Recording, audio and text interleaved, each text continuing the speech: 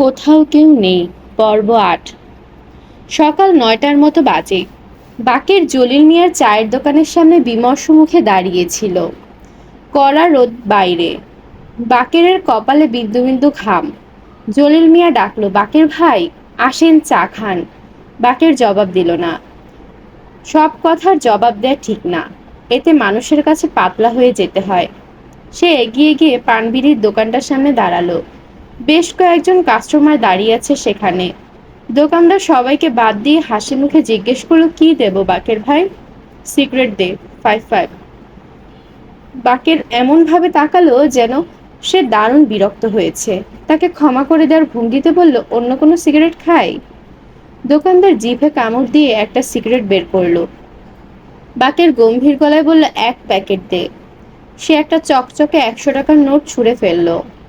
আজ তার মন নানান কারণে খারাপ হয়ে আছে। গত রাতে খবর পাওয়া গেছে ইয়াদ চাকরি পেয়েছে। দিনরাত 24 ঘন্টা ইয়াদের সঙ্গে ওঠা বসা, অথচ এই খবরটা ইয়াদ তাকে দেয়নি। অন্যের কাছ থেকে জানতে হলো। খবরটা যাচাই করার জন্য সে সাত সকালে গিয়েছিল ইয়াদের বাড়ি। ইয়াদ হাই তুলে বলল, আর কতদিন এমনি এমনি ঘুরবো? আর চাকরিটাও খারাপ না, ঘোরাঘুরি আছে, টিএডিএ পাওয়া যায়। কবে থেকে চাকরি? সামনের মাসের 1 তারিখ থেকে। দেরি আছে, চল যাই চা খেয়ে আসি। নাস্তা করেছিস? চা খেতে খেতেই বাকের একবার বলল, আমরা 4জন মিলে যে স্পেয়ার পার্টসের দোকান দেব বলেছিলাম, তার কি? আরে দূর, এইসব কি আর হয়? 2জন তো ভেগেই গেল, বিয়ে শাদী করে একবারে গেরস্ত। তুই আর আমি 2জন মিলে করতে পারতাম। পয়সা কই? ইয়াদ খানিকক্ষণ পর গলা নিচু করে বলতে লাগলো, বড় ভাই এদিকে একটা ফ্যাচাং বাঁধিয়ে ফেলেছে। আইএ পাশ করা এক মেয়ের সঙ্গে সম্বন্ধ করে ফেলেছে। মেয়ে কালো কিন্তু সুইট দেখতে, একটু অবশ্য রোগা। বাকের একটি কথাও বলল না, গম্ভীর হয়ে রইল। ইয়াদ নিজের মনে কথা বলে যেতে লাগলো, আমি নিজেই তো মেট্রিকটাও পাশ করতে পারলাম না, এদিকে বউ হল আইএ।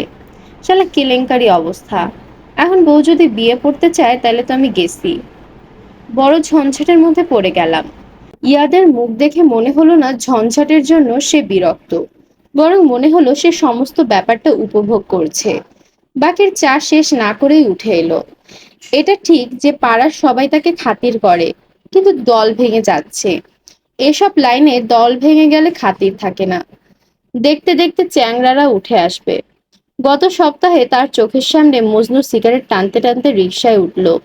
একটা চর দিল, 2টা চরের জায়গা নেই তার, এত বড় সাহস। বাকের জলিল মিয়ার চায়ের স্টলে ঢুকলো। জলিল মিয়া নিজে গলা উঁচিয়ে ডাকলো, গফর, গরম পানি দে, ভালো কইরা বাকের ভাইরে চা দে, কাপ ধুইয়া দিস। বাকের বসে রইল উদাস ভঙ্গিতে। এখানে চুপচাপ বসে থাকা ছাড়া এখন আর কোনো কাজ নেই তার। স্কুলে সময় হয়ে গেছে। পাড়ার মেয়েরা স্কুলে রওনা হয়েছে দল বেঁধে। দেখতে এত ভাল লাগে। বাকের লক্ষ্য করতে লাগলো কোনো ছোকরা মাস্তান শিসফিস দেয় কিনা, টেনে জিভ ছিঁড়ে ফেলবে সে। তার পাড়ায় ছেলেমেয়েরা অসম্মান হতে দেবে না। মুনা ঘর থেকে বেরোলো 10টার দিকে। অফিসে পৌঁছাতে পৌঁছাতে নিশ্চয়ই 11টা বেজে যাবে। রোজ দেরি হয়। কালও সে ঘরে থেকে বের হয়েছে 11টায়। বাকের চায়ের স্টল ছেড়ে বাইরে এসে দাঁড়ালো। এই যে মুনা, অফিসে যাচ্ছ নাকি? হ্যাঁ, সকালবেলা আর কোথায় যাব? মামাকে বলবে কাজের একটা মেয়ে জোগাড় করেছি। ঠিক আছে, বলবো। বাকের সঙ্গে সঙ্গে আসতে শুরু করলো। মুনা কিছু বলল না। বাকের হালকা স্বরে বলল, তোমাদের অফিসে যাব একদিন। মেয়ে ছেলেরা কাজ করছে দেখতে ভালো লাগে। আপনারা কিছু করবেন না, গায়ে ফু দিয়ে বেড়াবেন। মেয়েরাও যদি তাই করে তাহলে কিভাবে হবে? তোমাদের জন্যই তো কিছু করতে পারি না। মেয়েরা সব কাজকর্ম নিয়ে নেয়। বাংলাদেশ একবারে নারীমহল হয়ে যাচ্ছে। আমরা এখন অন্দরে ঢুকে রান্না বান্না করব। হা হা হা। বাকের রাস্তা কাঁপিয়ে হাসতে লাগলো। নিজের কথা তার নিজেরই খুব মনে ধরেছে। সে বড় রাস্তার মোড় পর্যন্ত গেল। এই সময় রিক্সা পাওয়া মুশকিল, কিন্তু সে ছোটাছুটি করে রিক্সা নিয়ে এলো। রিক্সাওয়ালাকে গম্ভীর গলায় বলল, আপামনিকে তুরন্ত নিয়ে যাবি? মুনা ধন্যবাদ জানিয়ে কিছু একটা বলা উচিত, কিন্তু সে কিছু বলল না। বাকের বলল, মুনা, ভাড়া দিতে হবে না। কেন? দিতে হবে না কেন? দিয়ে দিয়েছি। বাকের উদাস ভঙ্গিতে সিগারেট ধরালো। তার এখন কিছু করার নেই। মোটর পার্টসের দোকানে আগে এই সময়টা আড্ডা দিতে বসতো। সে আড্ডাটা এখন আর নেই। লোকজন আসে না। একা একা কতক্ষণ বসে থাকা যায়। সে অন্যমনস্ক ভঙ্গিতে হাঁটতে লাগলো। কোনো কিছুই তাকে আকর্ষণ করছে না। রাস্তার পাশে রিকশাওয়ালার সঙ্গে ভাড়া নিয়ে প্যাসেঞ্জারের ঝগড়া বেঁধে গেছে। অন্য সময় হলে প্যাসেঞ্জারের পক্ষ নিয়ে রিকশাওয়ালার গাড়ে প্রচন্ড একটা চড় বসিয়ে দিত। আজ সে ইচ্ছাও হলো না। মোনার সঙ্গে রাস্তাঘাটে দেখা হবার পর তার এরকম হয়। বেশ কিছু সময় কিছুই ভালো লাগে না। বাকের গ্রিন ফার্মেসিতে উকি দিল। ডাক্তার ছেলেটি এখনো আসেনি। সে এলে তার সঙ্গে কিছুক্ষণ বসা যেত। বাকের গম্ভীর গলায় বলল, ডাক্তার কখন আসবে? দুপুরের পর। দেখি টেলিফোনটা দেখি। ফার্মেসির নীল শার্ট পরা লোক বিরক্ত স্বরে বলল, ফোনে তালা দেয়া, চাবি নেই। এই লোকটি নতুন এসেছে, তাকে বোধহয় ঠিক চিনে না। বাকের ঠান্ডা গলায় বলল, চাবি না থাকলে তালা ভাঙার ব্যবস্থা কর। লোকটি তাকিয়ে আছে সরু চোখে।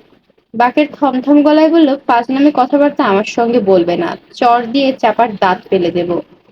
টেলিফোন তালা দেওয়া? তোমার বাবার টেলিফোন? লোকটি টেলিফোন বের করলো।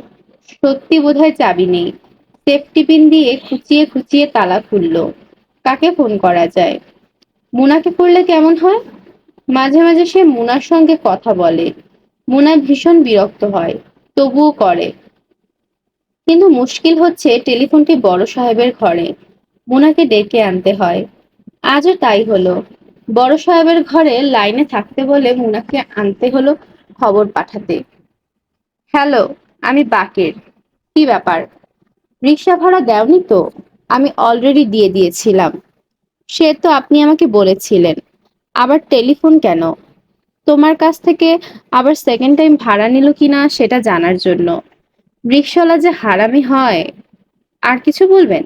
না। তোমার বিয়ের ডেট হয়েছে নাকি? না, এখনো হয়নি। হ্যালো মুনা, আমার কানেকশন আছে। আমি হাফ প্রাইজে একটা কমিউনিটি সেন্টার ভাড়া করে দেব।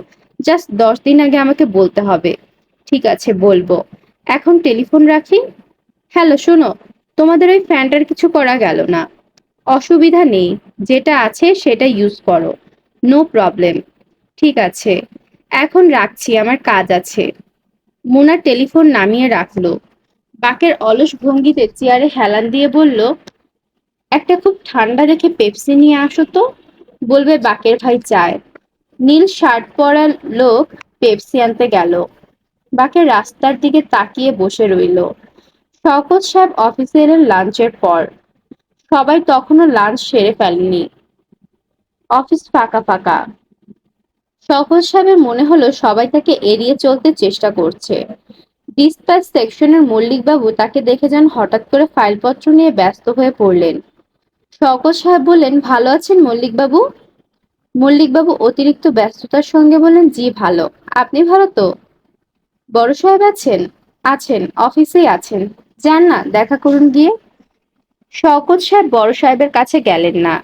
যাবার সাহস সঞ্চয় করতে তার কিছু সময় লাগবে। ছোকরার মতো একটা ছেলেকে দেখা যাচ্ছে ক্যাশ সেকশনে। নতুন অ্যাপয়েন্টমেন্ট হয়েছে নাকি?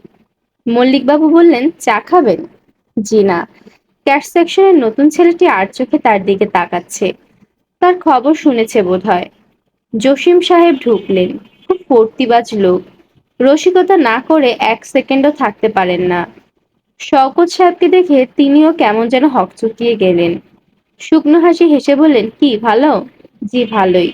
দেখা হয়েছে বড় সাহেবের সঙ্গে? জি না। দেখা করতে বলেছেন? না, কিছু বলেননি। তবে আমার মনে হয় দেখা করা উচিত। এনকোয়ারি কমিটির রিপোর্ট দিয়েছে।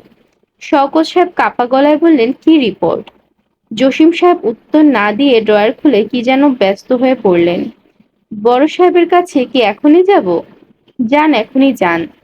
দি আর্লিয়ার দি বেটার। শওকত সাহেব ভীত স্বরে বলল, কিছু শুনেছেন রিপোর্ট সম্বন্ধে? জি না ভাই, কিছু শুনিনি। তিনি কথাটা মাটির দিকে তাকিয়ে বললেন, তার মানে এটা মিথ্যা? সরাসরি চোখের দিকে তাকিয়ে কেউ মিথ্যা কথা বলতে পারে না। মিথ্যা বলতে হয় অন্যদিকে তাকিয়ে। বড় সাহেব মানুষটি ছোটখাটো। হাসি খুশি ধরনের, সহজে রাগ করেন না, কড়া ধরনের কথা বলতে পারেন না, কিন্তু তিনিও গম্ভীর। শওকত সাহেবকে দেখে মুখ অন্ধকার করে বললেন, ইনকোয়ারি কমিটির রিপোর্ট ভালো না, শুনেছেন বোধহয়। শওকত সাহেব মূর্তির মতো বসে রইল। ইনকোয়ারি কমিটির সুপারিশ হচ্ছে যে টাকার গরমিল দেখা যাচ্ছে সেটা আপনি 10 দিনের ভেতর যদি ফেরত দেন তাহলে আপনার বিরুদ্ধে কোনো পুলিশ অ্যাকশন নেওয়া হবে না, আর তা না হলে কেস পুলিশে হ্যান্ড ওভার করা হবে।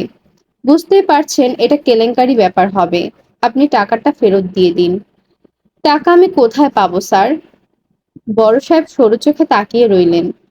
আমি স্যার কিছুই জানি না। এটা তো শওকত সাহেব ঠিক বললেন না। আপনি যা আপনি যা জানা মতে এটা হওয়া সম্ভব না। কাজটা করেছেন কাঁচা। আমি নিজেও ইনকোয়ারি কমিটির একজন মেম্বার। এটা ভুলে যাচ্ছেন কেন? থানা পুলিশ হলে একটা বেজ্জতি ব্যাপার হবে। তার হাত থেকে বাঁচার ব্যবস্থা করুন। শুধু শুধু এখানে বসে থেকে সময় নষ্ট করবেন না। হেড ক্লার্কের কাছে ইনকোয়ারি কমিটির রিপোর্ট কপি আছে, সেটা নিয়ে যান। ভালো করে পড়ুন।